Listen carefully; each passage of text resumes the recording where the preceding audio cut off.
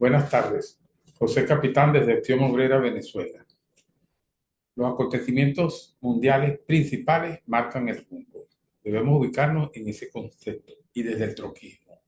Vale decir, desde la necesidad de responder como cuarta internacionalista. Y esto se tiene que ver desde todas las partes, como organización, como partido, como pequeño núcleo, todos no nacionalistas, sino como secciones de una construcción internacional, partiendo de la izquierda, pero delimitándonos de ella cualitativamente, porque la izquierda en estos momentos está actuando mal y sucumbirá. No tiene remedio si sigue así, desubicada y dando pie para que la derecha le dé respuestas a los oprimidos ante la grave situación mundial que padecemos. Provenimos organizativamente desde los años 70 del siglo pasado de tres intentos de reconstruir la Cuarta Internacional. Corsi, tendencia cuarta internacionalista, y CRCI, todas fracasadas y sin balance, aún hoy indispensable.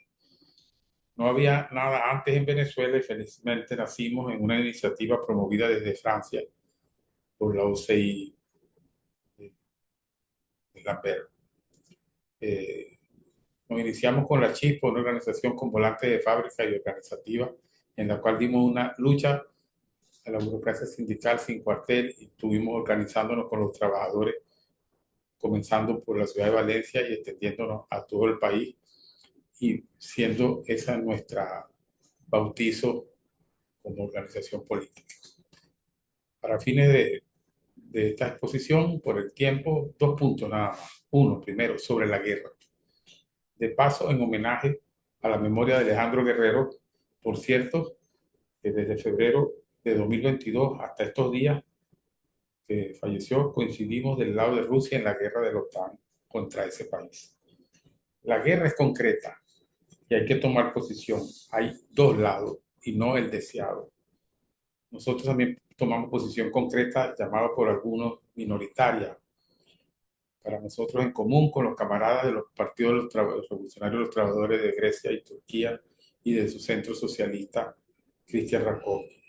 Estamos por la derrota de la OTAN, o lo que es lo mismo, por la defensa de Rusia, en la cual gobierna Putin. Ahora bien, no se trata de competir quienes saben más de las maldades o de los desmanes de Putin. Por una derrota en la OTAN, que no será su final, eso lo hará la revolución mundial, pero sería para la ocasión el mayor avance de los trabajadores en el mundo, en Estados Unidos, en Europa y hasta en Venezuela, porque nuestro enemigo principal es el imperialismo. Un detalle, Trotsky en el año de 1928, sobre una posible disolución de la URSS, planteó que sería una reconstrucción neocolonial. 60 años más tarde, Stu Brzezinski, consultor, asesor de la seguridad del gobierno de Carter en Estados Unidos, planteó en un libro la doctrina del imperialismo. El libro se llamaba, o se llama El Gran Tablero Mundial, la supremacía estadounidense y sus imperativos estratégicos, en la cual planteaba que la economía de Rusia debía ser administrada por los Estados Unidos en su beneficio y lo de sus socios permitidos. Precisemos, esto fue pocos años después de la caída de Rusia en el año 91. Luego, en el presente siglo, se inició el trabajo sucio de los Estados Unidos en Ucrania, país valioso industrialmente desde su pertenencia a la URSS. El plan de la contrarrevolución de colores, la intervención en los procesos electorales desde el 2004, Yanukovych, Yushchenko, y finalizando con el golpe tras el Euromaidán en el 2014, y a partir de allí el bombardeo incesante y los asaltos fascistas sobre la región autónoma, no eh, autónoma e independiente de ese gobierno fascista del Donbass, que era frontera con Rusia. Esto hasta el 24 de febrero del 2022. Viene la respuesta rusa ante el asedio fascista y criminal al Donbass. Avance, evitando que el avance se colocaran a tiro de piedra de Moscú. Y a la izquierda se le ocurre decir que es expansionismo ruso. Un país de más de 17.000 kilómetros cuadrados, más de 80 jurisdicciones o superficies de repúblicas, oblats, zonas especiales que provienen de la URSS, no del imperio como término geográfico. Sobran los hechos concretos del imperialismo norteamericanos interviniendo hace más de 20 años en Ucrania y que la llevaron a esta guerra. Es incoherente considerar que la guerra como producto del anexionismo de Putin y peor aún etiquetar a imperialista a Rusia. La declinación histórica de los Estados Unidos se puede apreciar tras el colapso de Bretton Woods al comienzo de la década del 70 del siglo pasado. Se inició la desvalorización del dólar, que pasó de $32 la onza hasta hace poco, casi los $2.700. Otro punto, el déficit, el techo de su deuda es de $35 billones. Y el tercero es su relación comercial, su balance negativo. En el 2023, su balance de comercio export-import de Estados Unidos superó el $1 billón. Esta relación, sobre todo, es desfavorable con respecto a China, pero también hasta con sus vecinos de México y Estados Unidos. Para tratar de revertir esa declinación, solo le queda a través de otros medios, que son los militares, o sea, la guerra, a la cual se expresa a través de la OTAN en Ucrania con el apoyo de más de 25 países contra Rusia. Y hace un año llega al extremo del genocidio a través de Israel contra Palestina y ahora también contra el Líbano. Toda esa región desde Palestina hasta Irán es la más importante del mundo estratégicamente desde el punto de vista de ser la principal productora de energía primaria que mueve al mundo. El petróleo que aporta la energía, el combustible para el transporte internacional de mercancías y el gas que aporta también para la industria y para el uso doméstico. En esta situación clave que origina la guerra en Ucrania fue previa a la inauguración del Nord Stream, el suministro de tubería de gas natural directo de Rusia a Alemania, que sustituiría al que pasaba por Ucrania. Con los métodos de Putin no se derrota el imperialismo. Él quiere reconocimiento capitalista, permiso para progresar, lo que es imposible. Pero con los métodos de Putin, que son los que existen, se evita que el imperialismo avance sobre Rusia y sobre China. Esto es progresivo, lo contrario es reaccionario. El segundo punto, por estos lados.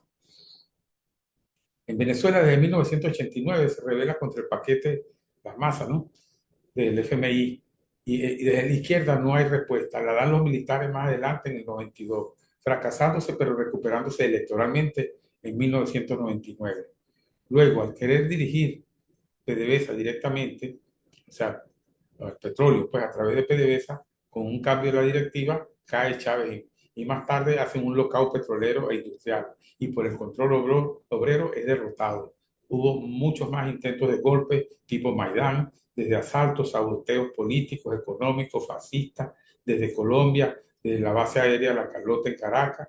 Y en el 2015, Obama, siendo presidente de Estados Unidos, hace el decreto 13692, el cual plantea que Venezuela es una amenaza para la seguridad de los Estados Unidos. Siguen las sanciones económicas, hasta recompensas por las cabezas del gobierno venezolano, confiscaciones y robos descarados, imposiciones, llamados acuerdos como el último de Barbados, donde se llega al adelanto de las elecciones del 28 de julio pasado. Todo esto desde la ultraderecha representada por la Milei criolla y su monigote, financiada con los robos a la nación con el apoyo abierto o encubierto de la izquierda. Monta un plan profascista y simultáneamente anuncia un fraude por parte del gobierno. Exigen unas actas y simultáneamente presentan otras evidentemente forjadas. Sin embargo, el plan fracasa. González Urrutia se asila prontamente en España. Estas actas son una patraña más tramada por los gobiernos que intervienen, ya serían a Venezuela, en nombre de la democracia, pero a su vez, por otro lado, apoyan a Boluarte en Perú y le ayudan con presencia militar de miles de marines de Estados Unidos y comparten las bárbaras monarquías árabes. Lo cierto es que el gobierno no cayó, no se instauró la Milei venezolana con un plan peor que el argentino, porque a no dudar esta venida con una bestial persecución hacia la izquierda, no solo hacia el gobierno. Brevemente respondemos a dos argumentos manidos utilizados por la mayoría de la izquierda, incluida muchos llamados trotskistas. Uno, el punto sobre los candidatos del gobierno y de la oposición, que no había candidatos obreros y por lo tanto el voto nulo o la abstención. Esto es útil, yo diría voto inútil. El voto de la oposición favorecía al enemigo principal de los trabajadores, el genocida, el que propuso intervención del TIAR, que favorece las sanciones económicas.